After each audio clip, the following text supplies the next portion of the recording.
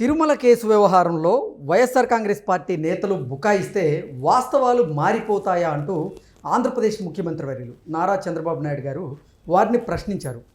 దౌర్జన్యాలు రౌడీజాలు సహించబోమని, దేవుడితో పెట్టుకుంటే పరిణామాలు తీవ్రంగా ఉంటాయంటూ వారిని హెచ్చరించేటువంటి ప్రయత్నం కూడా చేశారు.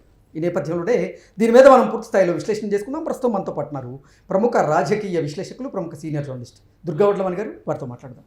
మేడం నమస్తే. నమస్తే అండి.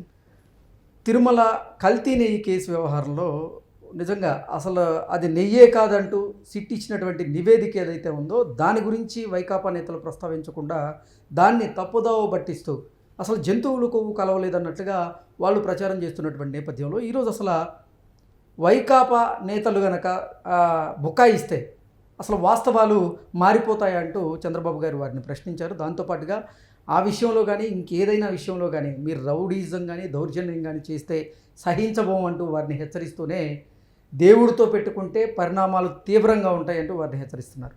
ఎలా చూడాలంటారు మీరు? ఎలా చూడాలంటే అంటే యాక్చువల్గా ఇది వీళ్ళు ఎప్పుడో పెట్టాల్సిన మీటింగు, కాకపోతే సిట్ విచారణ కాపీ వస్తుందామని వెయిట్ చేసినట్టున్నారు ప్రభుత్వం, కూటమి ప్రభుత్వం. అది ఇంకా రాలేదు, కానీ పెట్టకపోతే తప్పదని పెట్టారు. ఎందుకంటే ఇప్పటికే రెచ్చిపోతుంది YCP. So this is the right time అని పెట్టారు. మీరు చెప్పినట్టుగా పవన్ కళ్యాణ్, చంద్రబాబు నాయుడు గారు, అండ్ దెన్ లోకేష్, పయ్యావుల కేశవ్, కొంతమంది మంత్రులు అందరూ కలిపి, పార్థసారథి, ఆనం గారు అందరూ కూడా ఉన్నారు, మాధవ్ గారు అందరూ, బీజేపీ తరఫున మాధవ్ గారు. అంటే మనకి ఇక్కడ మీరు గమనించాల్సిన అంశం ఏమిటంటే ముందు ఇవాళ కూటమి చాలా ఐక్యంగా ఉంది అనేది ముఖ్యంగా వైసీపీకి ఇవాళ వాళ్ళు చెప్పడం జరిగింది. అంటే ఎందుకు జగన్మోహన్ రెడ్డి ఇంత ఉవ్విళ్ళు ఊరుతున్నాడు, ఎందుకోసం ఆయన అంబటి రాంబాబు కోసం ప్రత్యేకంగా గుంటూరు వెళ్ళారు, అంటే బూతులు మాట్లాడినా కూడా ఆయన వెళ్ళి వాళ్ళ కుటుంబాన్ని పరామర్శించడం అనేది ఇక్కడ ఒక కులాన్ని అడ్డు పెట్టుకుని ఆయన చేయదలుచుకున్నాడు. కాబట్టి ఇప్పుడు జనసేనని విడదీస్తే కాపుల ఓట్లు మనకు వస్తాయి అనే ఒక భావనలో ఉన్నాడు జగన్మోహన్ రెడ్డి. అంటే కూటమిని విచ్ఛిన్నం చేసేందుకు, అలాగే కులాల మధ్య కుంపట్లు పెట్టేందుకు జగన్మోహన్ రెడ్డి ప్రయత్నం చేస్తున్నారంటారా? ఖచ్చితంగా ఆయన మొదటి నుంచి అదే కదా. మీరు గమనిస్తే కనుక అయితే అంటే ఇప్పుడు చంద్రబాబు నాయుడు గారి ప్రెస్ మీట్ గురించి మనం ఎందుకు మాట్లాడుకోవాల్సి వస్తుందంటే జగన్మోహన్ రెడ్డి యాటిట్యూడ్ బేస్ చేసుకుని జరిగింది ఇది ముఖ్యంగా. అంటే ప్రజలకి వాస్తవాలు వివరించాలి.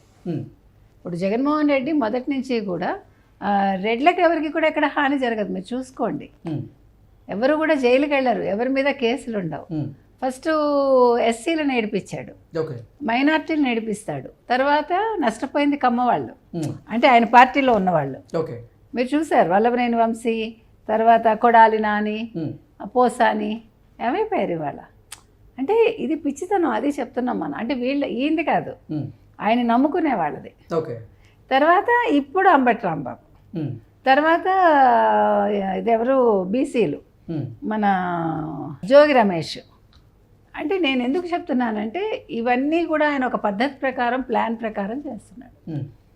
సో ఇది కూటమికి బాగా తెలిసేది. ఇప్పుడు అందుకే మేము కలిసే ఉంటామని ఎప్పుడైతే జనసేన పవన్ కళ్యాణ్ చెప్తున్నారో అది ఆయనకి మింగుడు పట్టల్లా. దానికోసమని ఇవాళ కల్తీ నెయ్యి వ్యవహారంలో వాళ్ళు అక్కడ ఏమీ జరగలేదు, జంతువుల కొవ్వు లేదన్నారు, గొడ్డు మాంసం లేదన్నారు, చేప కొవ్వు లేదన్నారు, వేప నూనె లేదన్నారు, ఏదేదో చెప్తున్నారు వాళ్ళు. కానీ ఇవాళ ముగ్గురు కలిసి పెట్టడంలో చంద్రబాబు నాయుడు గారు చాలా గట్టి వార్నింగ్ ఇచ్చారు వైసీపీ వాళ్ళకి, ముఖ్యంగా జగన్మోహన్ రెడ్డికి. మీరు ఏదైనా అన్యాయంగా మాట్లాడినా, అన్యాయం చెయ్యాలనుకున్నా సహించమని చెప్పారు. ముఖ్యంగా వెంకటేశ్వర స్వామితో పెట్టుకుంటే ఎలాంటి వాళ్ళైనా ఏమవుతారో తెలుసు. ముఖ్యంగా 7 కొండలు కాదు 2 కొండలు అని ఆ రోజు ఒక వ్యక్తి అన్నారు. ఆ రోజే మేము ఖండించాము అది తప్పని. సో ఆ వ్యక్తి ఏమయ్యారు అంటే వెంకటేశ్వర స్వామి ఎంత పవర్ఫుల్, వెంకటేశ్వర స్వామి ప్రసాదాన్ని కల్తీ చేసి చేయలేదంటూ నాటకాలు ఆడుతున్న వాళ్ళకి ఆయన ఇవాళ ఒక సంకేతాన్ని ఇచ్చారు. తర్వాత 1 మ్యాన్ కమిషన్ వేస్తున్నాము అంటే సిట్ విచారణ ఏదైతే ఉందో దాని మీద వీళ్ళు ఒక 1 మ్యాన్ కమిషన్ వేస్తారు. అంటే వాస్తవాలు బయటికి రావాలి కదా. ఇప్పుడు సిట్ ఏం చెప్పింది అనేది మనకి పూర్తిగా రాలేదు, ఫీలర్స్ లాగా వస్తుంది. అది 35వ పేజీల విచారణలో కల్తీ జరిగిందని 2009 నుంచి 2019 పేజీ వరకు అందులో జంతువుల కొవ్వు ఉందని తర్వాత పంది మాంసం ఇవన్నీ ఏవో అలా ఉన్నాయని అన్నట్టుగా ఒక వార్త అయితే వచ్చింది. సో మనకి కరెక్ట్గా రిపోర్ట్ వస్తే కానీ మనం మాట్లాడలేం, ఇవన్నీ వింటాం వరకే. కాబట్టి ఇవాళ క్లియర్ కట్గా చంద్రబాబు నాయుడు గారు కావచ్చు, పవన్ కళ్యాణ్ కావచ్చు, వీళ్ళందరూ మాధవ్ గారు కావచ్చు, బీజేపీ తరఫున ఒక కూటమి అనేది వాళ్ళ క్లియర్ కట్గా అపోజిషన్ కానీ అపోజిషన్కి చూపించారు. ప్రజలకు చెప్పాలనుకుంది వివరంగా చెప్పారు. ముఖ్యంగా హిందువుల మీద జరుగుతున్న కుట్రని వీళ్ళు బహిర్గతం చేయడం జరిగింది. అంటే హిందువుల మనోభావాలు దెబ్బతీసేలాగా. తర్వాత ఇంకొక పాయింట్ కూడా బయటకు వచ్చిందండి, ఇందులో నిజానిజాలు మనకు తెలియదు. అంటే గట్టిగా మనం దీన్ని ఎంఫసైజ్ చేయలేం, కానీ ఈ రసాయనాలు ఏవైతే ఉన్నాయో దీనివల్ల అంటే పిల్లలు పుట్టకపోవచ్చు అనే ఒక మాట కూడా బయటకు వస్తుంది. అంటే ఇది మనం టెస్టులు చేయకుండా మనం మాట్లాడకూడదు. అంటే ఒక పెద్ద కుట్ర, ఇది క్రిస్టియన్స్ కుట్ర అనేది మనకు అర్థమవుతోంది. ఆ క్రిస్టియన్ ఎవరంటే జగన్మోహన్ రెడ్డి. మరి జగన్మోహన్ రెడ్డి వెనకాల ఏ హస్తాలు ఉన్నాయి, ఏ విదేశీ హస్తాలు ఉన్నాయి అనేది కూడా తెలియాలి. అంటే ఇక్కడ మనం బీజేపీ వాళ్ళు ఇవాళ ఇన్వాల్వ్ అయ్యారు కాబట్టి ముఖ్యంగా మోదీ గారు దీని మీద దృష్టి పెట్టాలి, అమిత్ షా కూడా పెట్టాలి. ఎందుకంటే విదేశీ నిధులు వచ్చిన విదేశాల నుంచి ఏం జరుగుతున్నాయి, ఎందుకంటే చాలా ఎన్జిఓస్కి వచ్చే ఫండ్స్ని ఆపేయడం జరిగింది బీజేపీ. కాబట్టి వాళ్ళు ఖచ్చితంగా దీని మీద దృష్టి పెట్టాలి.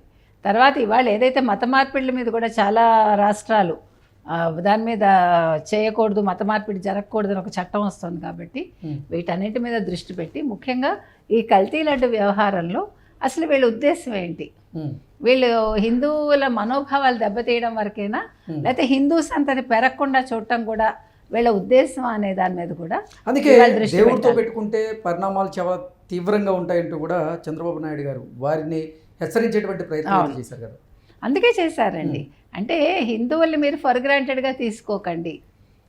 అంటే మీరు ఇవాళ చెప్పేస్తే అయిపోదుగా, ఇక్కడ కలవలేదు అని వాళ్ళు మాట చెప్పేస్తే అది పామాయిలా లేకపోతే డాల్డానా వాటెవర్ అది మనకు తెలియదు. మొత్తానికి నెయ్యి అయితే లేదు. అంటే పవిత్రమైన ఆవు నెయ్యి స్థానంలో వాళ్ళు 320 రూపాయలకి ఒక నూనె లాంటి పదార్థం ఏదో కొని అది పామాయిలో రసాయనాలు అన్నీ కలిపిందో ఏదో చేశారు. కాబట్టి ఇక్కడ ఖచ్చితంగా కనిపిస్తోంది మనకి. అందుకని ఇవాళ చిన్నప్పని వ్యవహారం తీసుకున్నా, ఎవడి వ్యవహారం తీసుకున్నా ఇక్కడ ఇంతమంది ఇన్వాల్వ్ అయి ఉన్నారు. ఇక్కడ సుబ్బారెడ్డికి సంబంధం లేదు, కరుణాకర్ రెడ్డికి సంబంధం లేదు అంటే ఏదైనా చిన్నపిల్లల వ్యవహారమా? చిన్నప్పని ఒక్కడే నిర్ణయాలు తీసేసుకుంటాడా? ఒక టెంపరీ ఉద్యోగి నిర్ణయాలు తీసుకోగలడా టీటీడీలో? కాబట్టి అంటే ఎంత వీళ్ళు ప్రజలు నమ్మించాలని చూస్తున్నారో వైసీపీ వాళ్ళు అర్థమవుతోంది. అందుకే ఇవాళ కలిసికట్టుగా వాళ్ళు ఒక ప్రెస్ మీట్ పెట్టడం, వివరించటం. పవన్ కళ్యాణ్ కూడా ఆ రోజు వాళ్ళ హయాంలో ఎలాగ హిందూ విగ్రహాలు కావచ్చు, హిందూ దేవాలయాలు కావచ్చు, మరొకటి కావచ్చు ఎట్లా నాశనం చేశారు, దుర్గగుడిలో ఎలాగ వెండి సింహాలు మాయమైపోయాయి, దాని స్థానంలో కొత్తవి తెచ్చి పెడతానంటో మీకు గుర్తుంది. కొడాలి నాని లాంటి వాళ్ళు ఎట్లా మాట్లాడాడు ఎంత పొగరుగా. పోతే ఏమవుతుంది, ఇంకోటి కొత్తవి తెచ్చి పెడతాం అన్నాడు కదా, ఎంత అవుతుంది అన్నట్టుగా మాట్లాడాడు. అందుకే ఇవాళ నువ్వు ఎక్కడున్నావు కొడాలి నాని కదా.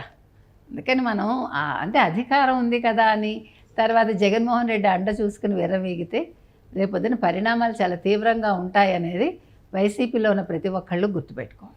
Okay madam, thank you so much. Thank you.